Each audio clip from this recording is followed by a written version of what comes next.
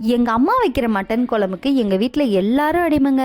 So இன்றைக்கி எங்கள் அம்மாவோட ஸ்டைலில் மட்டன் குழம்பு எப்படி வைக்கலான்னு சொல்லிட்டு இந்த வீடியோவில் பார்க்கலாம். குக்கரில் ஆயில் சேர்த்துட்டு 2 மீடியம் சைஸ் ஆனியனை ஸ்லைஸாக வந்துட்டு நம்ம கட் பண்ணி அதில் சேர்த்துக்கணும். அது நல்லா வதங்கினதும் ஜிஞ்சர், கார்லிக், அது கூடயே பட்டை, கிராம்பு, ஏலக்காய் இது எல்லாத்தையும் சேர்த்து அரைச்சி அந்த மசாலாவை நம்ம இது கூட சேர்த்துக்கணும். அதுதான் இதுக்கு மெயின் டேஸ்ட்டேவும்.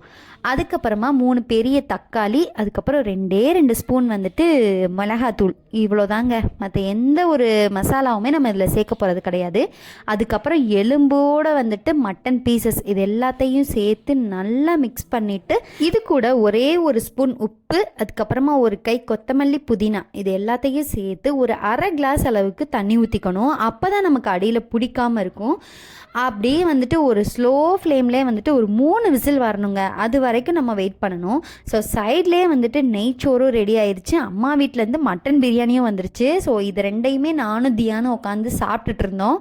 அதுக்கப்புறமா 3 விசில் வரவும் தேங்காவை நல்லா பேஸ்ட்டாக அரைச்சிட்டு அது கூடயே 4 முந்திரி, அதுக்கப்புறம் கசகசா இதையும் சேர்ந்து நம்ம அரைச்சி வச்சுக்கணும்.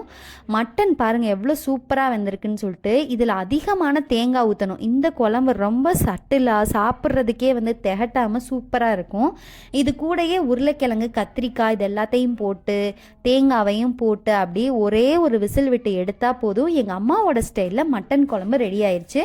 ஸோ இதே மாதிரி உங்கள் வீட்லேயும் ட்ரை பண்ணி பார்த்துட்டு எப்படி இருக்குன்னு சொல்லிட்டு கமெண்ட்ஸில் மறக்காமல் என் கூட ஷேர் பண்ணிக்கோங்க. இந்த நெய்ச்சோறு மட்டனுக்கு மெயின் காம்பினேஷனே இந்த புதினா சட்னியும் ஆனியன் ரைத்தாவும் தான். ஸோ இதையும் சைட் பை சைட் நம்ம வச்சுட்டு சாப்பிட்டோம்னா செமையாக இருக்கும்.